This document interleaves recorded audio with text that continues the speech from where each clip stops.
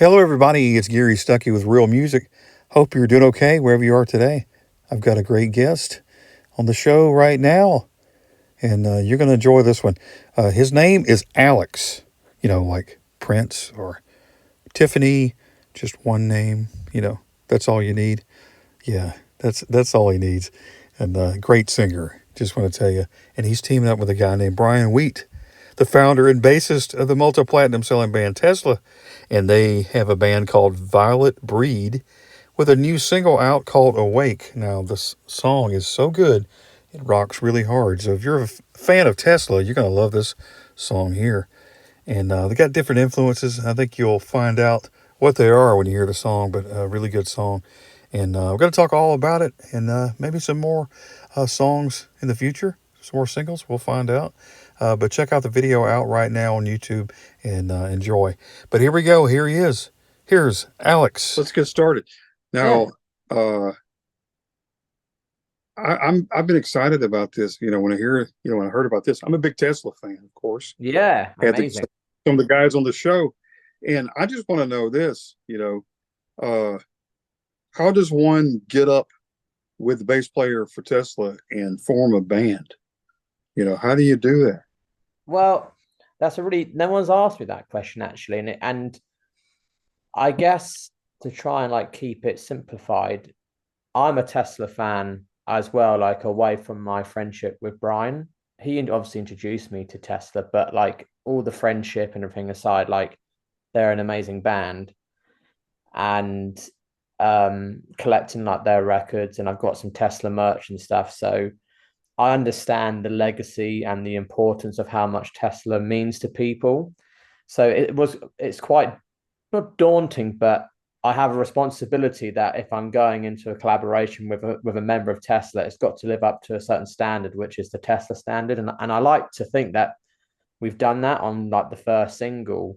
And even though it's a completely different machine and sonically it's different, in terms of like what I think we're trying to do, we want to be to that high standard, and obviously Brian brings that influence across into me. So friends first, and during COVID when the world was shut down, there was an opportunity from an artist perspective, like myself. I have a full-time job, but I like to write songs and and go out and play as much as I can. And I was writing these songs and maintained a really good relationship with Brian over how we were communicating, with Zoom and FaceTime, and the opportunity Right. to collab with in a project with him. He was really keen, and he's an artist himself. He's got those creative urges where he has his Tesla bubble, but at the same time, he wants to be Brian Wheat as well, I guess. So for me to be given that opportunity was like a kind of pinch me, I'm dreaming moment. So I was like, it's something that I just couldn't resist. And I think from the early signs of just putting the first song out, it's been really positive so far, I think. Right. The new single is called Awake, and Yes. it will definitely keep you awake if you crank it up real loud enough. It's Yeah. jamming. It Uh, so you're talking about the sounds though, like of Tesla, and I can hear some of your influences in your voice and in the band itself. mhm. Uh, what what kind of sound were you going for? Did you kind of come together and go, this is interesting? What kind of sound did you want to create, or did it just kind of happen? Yeah. I think where even though there's a age gap between me and Brian, like different generations, I think the most important thing is our core influences are exactly the same.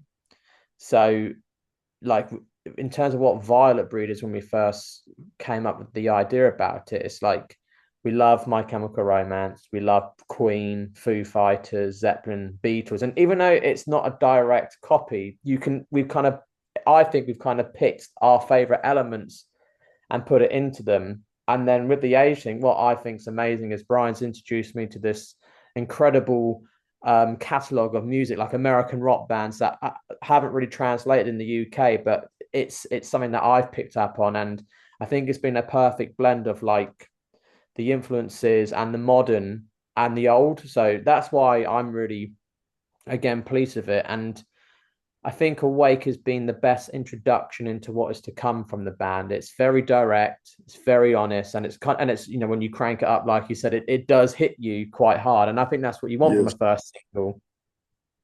sure. It definitely does that. And Dave Rude playing on there too, right? Another Tesla guy.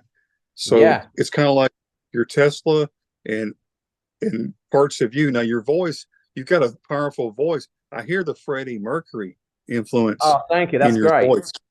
So it's kind of like Queen and Tesla with a splash of My Chemical Romance. I mean, there's like an alternative kind of a it's a good sound. Oh, It's not too much out there. It don't stray away so far that fans of all these people aren't going to go, "Hey, I like this." It's a good mix of yeah. sounds. So, and as far as the song itself, lyrically, how did y'all come up with the idea for the song, and what's the story behind the song? Yeah, well, I had the original kind of core, blueprint of the song. And when me and Brian were doing a writing session, it was lyrically what it is now to what it was. It's completely different. I think I wrote about something that I guess was not as obvious as what the song is about now. So I was kind of writing in riddles, and you kind of do that as a writer, especially when I'm being quite young. I'm still learning on the way.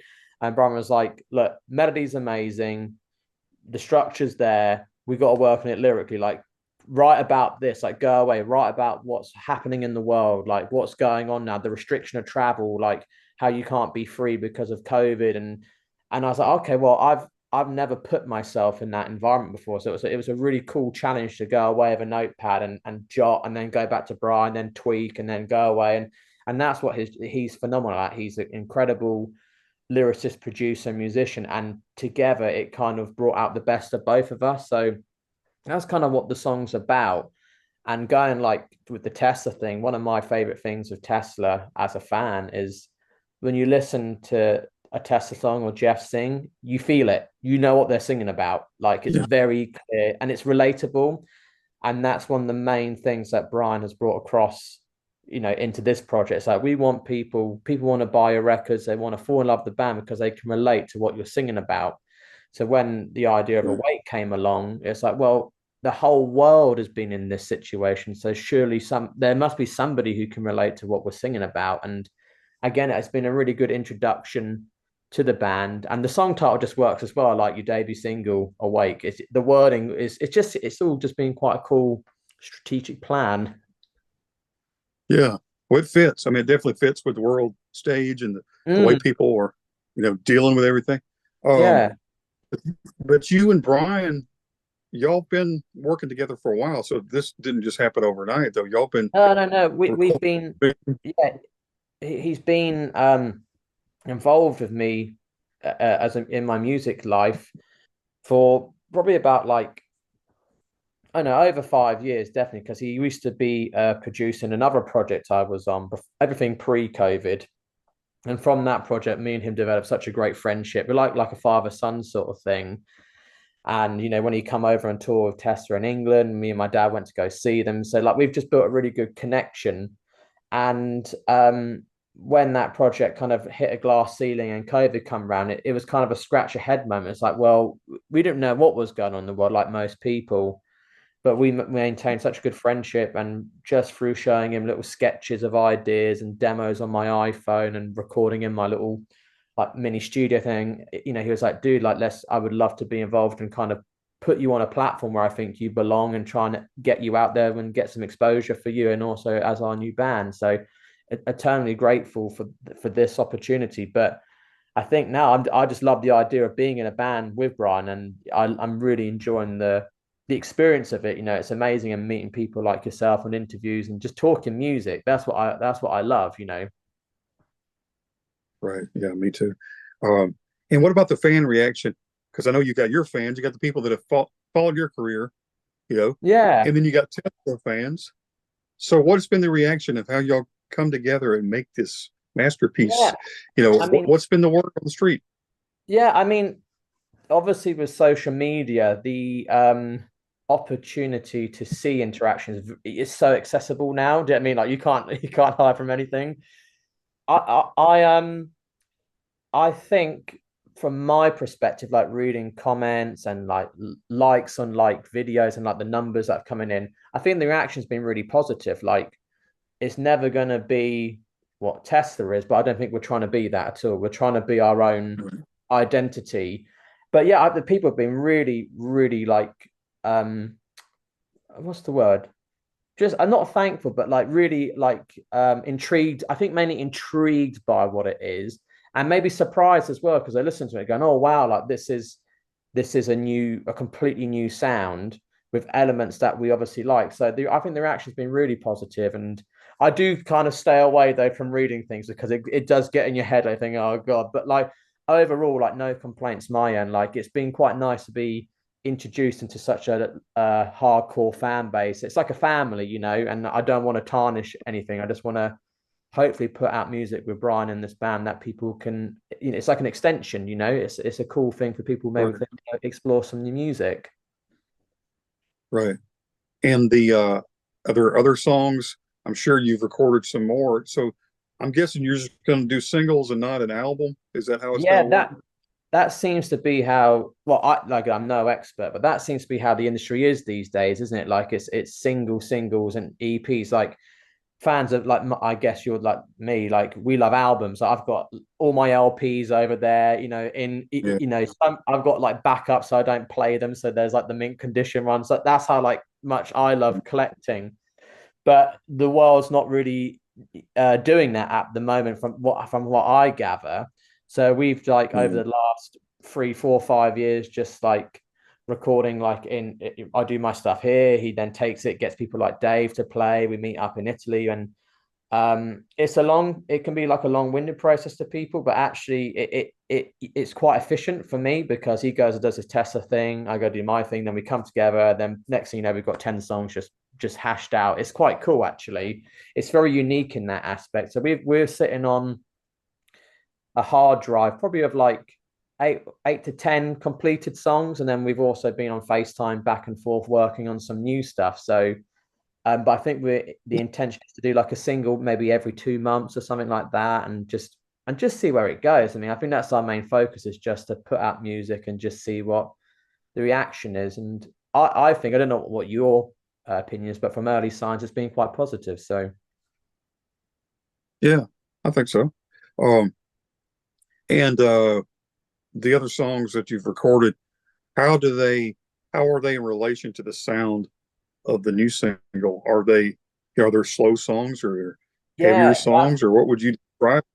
that's something that I think me and Brian take a lot of pride in is that there's that expression like it's not a one trick pony. There's definitely a mixture. It's all like rock and alternative like sounding, but we've got ballads, that Tessa writes some of the best ballads of all time, with What You Give and do you mean like masterclass songs?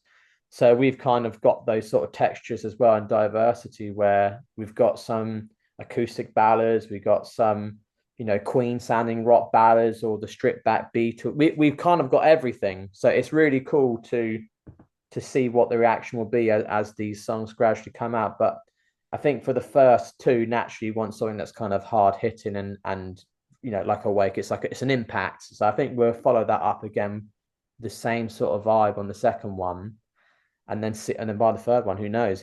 But I Right, know what's in there. But for the audiences, it should be quite an exciting journey. right. And what about like shows? Have you got some shows lined up? I know fans are wanting to hear this.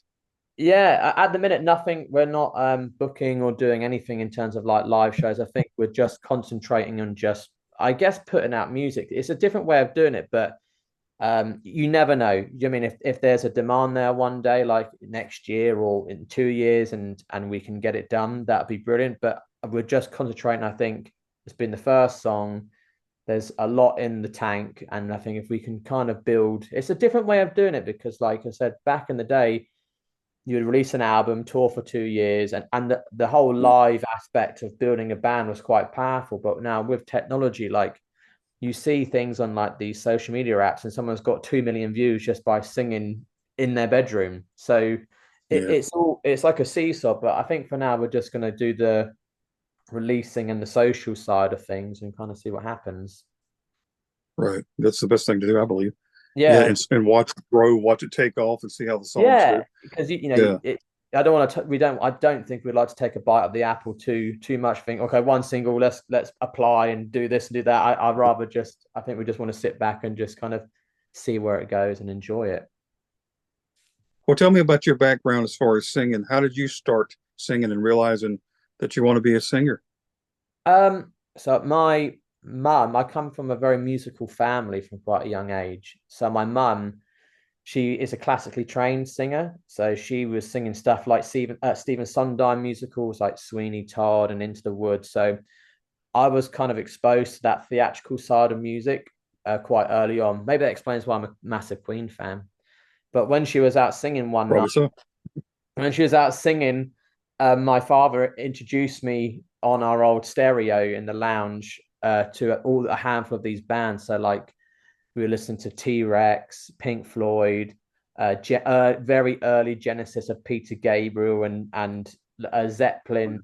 Then all of a sudden, as the night was going on, he put on a Queen record, and to me, that was one that really stood out. And I was like, I must have been about 7 or 8 years old, and it was actually the last album they ever did with Freddie Mercury's vocals, Made in Heaven, '94, the year I was born, I think it was.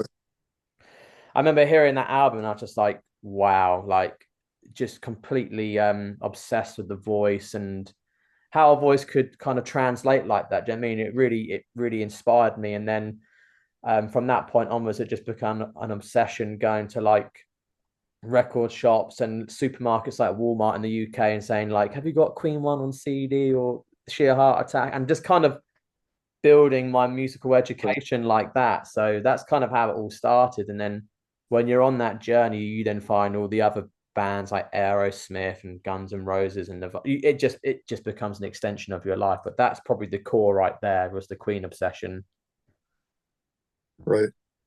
And when you're, you know, starting a new band and when you're in a band with a guy from Tesla, how long did it take for you to kind of, mesh and kind of realize that you fit in with this certain sound and that you Yeah. know, not that you weren't worthy to play with, but kind of like, yeah, I could see No, us I know what you mean. Like fitting in it, together.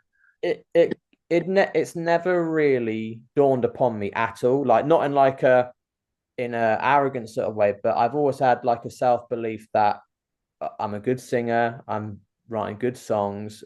Brian wouldn't be willing to be in this project with me if he didn't think if I was good or if it wasn't good enough. So I've never thought of it, but like I think now something's come out, the questions that you've answered, they do kind of ringing ahead of it, thinking, oh God, yeah, like my voice is completely different to what Tesla fans are used to, or but I can't help that. It's if people have either got to branch out and just experience it for themselves. So yeah, it's a weird feeling, but I'm kind of just been used to it.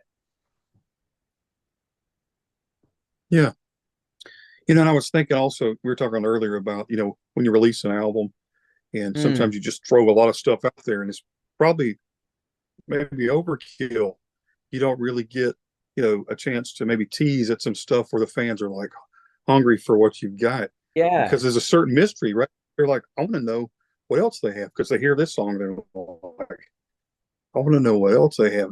Don't you think that kind of makes them grow into this, their hunger grows, the mystery is like driving them to go, I want to see what happens because you already got the names out there. You got the band. It's a cool title of the band name is a cool name, by the way. And it's just, you've got this kind of, you know, I don't know, you come together and you release a single and they got this perception of the way they think things are going to be with this band yeah, of because course, this is a different era. Rock bands in the 70s and 80s, it's a different world now. People, yeah, rock and roll is still alive and they're all looking at but maybe there's a mystery though that they're trying to see what happens, but you've given them a taste, a little sample. Don't you think? Yeah, I think that might be the best thing that you could do these days. I yeah. really do. It's again, I'm no expert, but just when you kind of see things from a outside perspective, because again, being a fan of music bands that I like, it was it's in the UK, like there's like up and coming bands and stuff, and it was always like a single, then another single, then another. And you think, God, when's the album coming? Then all of a sudden the album comes out, and it's all the singles that you've already heard anyway, with So maybe one more track. But it seems to be the most efficient way to collect a fan base.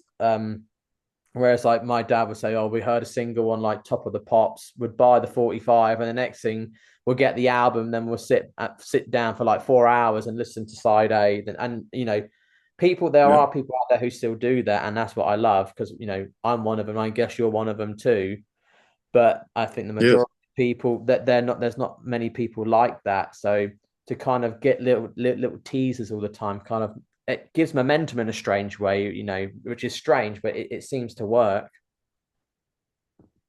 oh, it does. I was thinking about like a four-course meal. Like you're having your little snack here, and maybe you're Yeah, waiting for that yeah, dessert, right? But you don't want to eat it all one time. It's over, and you're like, I've already eaten. You know, yeah.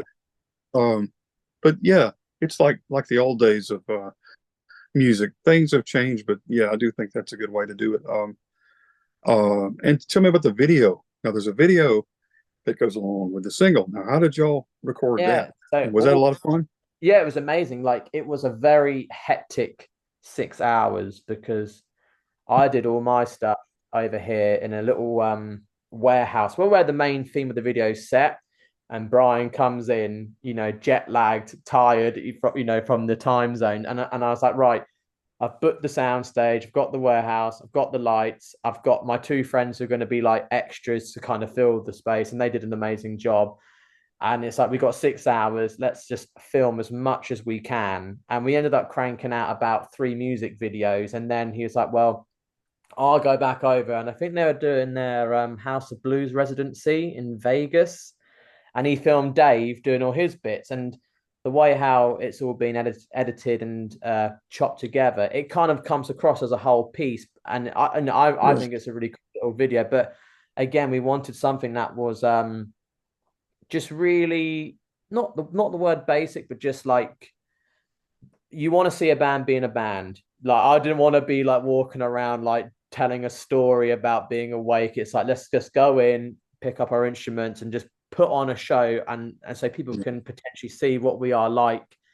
You know, I always think they're the best sort of music videos to introduce people. Like, let's show them us Yeah. as doing what we're doing. Not Let's not try and make like a Hollywood masterpiece movie and get all lost with context and stuff like that. But it was great fun. It Right. was knackering. We were like on the go with like coffees, pizza, and energy drinks, and just like, right, rolling, boom, and then it all again comes together very quickly. But it was a hectic 6 hours for sure. Yeah. Yeah.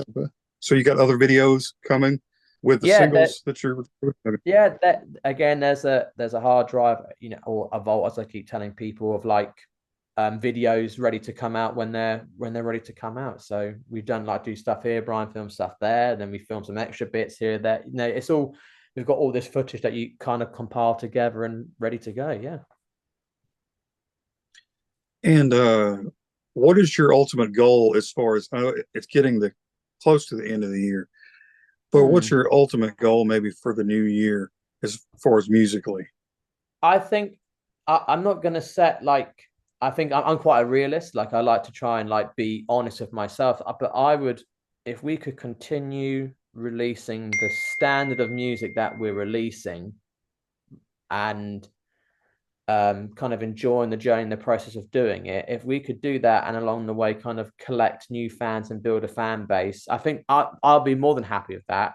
And then if I'm going to Dreamer Zone, I would love to have one of our singles pressed on vinyl, so I could have my own little piece. I know it sounds really silly and maybe not like that magical, but to me, it'd be great if I was like, this time next year, I had a 45 of a Violet Breed record, and I can just put it on my turntable just there, and I think, yeah, because I've never heard myself on vinyl before. With the digital age, you know, it's all through Yeah, headphones or through Bluetooth speakers. So that would be like the dreamers thing. But the realistic goal, just keep putting out music, meeting people like yourself who are fans of music, and you know, spreading the word, and just enjoying it, and just see where we can take it.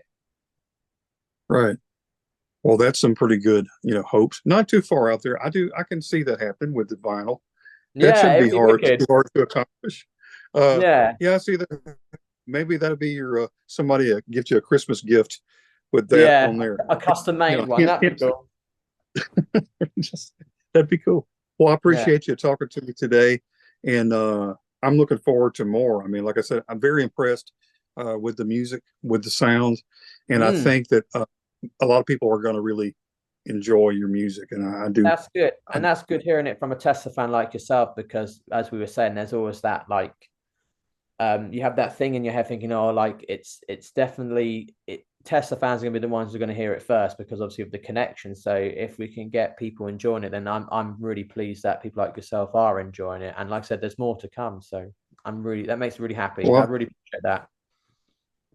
I'll be looking forward to the rest of your music coming out and see what Awesome. happens because I know that people are going to jump on this thing and be excited. I know Tesla fans, they're going to appreciate the music too. So yeah, I'm looking forward to seeing what they say. Amazing. Thank you very much. Thanks for having the All time to righty. speak. It's been wicked. All righty. Well, you have a great day. You too. Thank you. All right. Bye.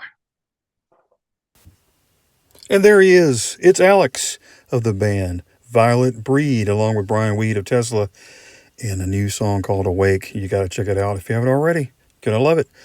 And thanks for tuning in. Until next time, everybody, always remember to keep the music real.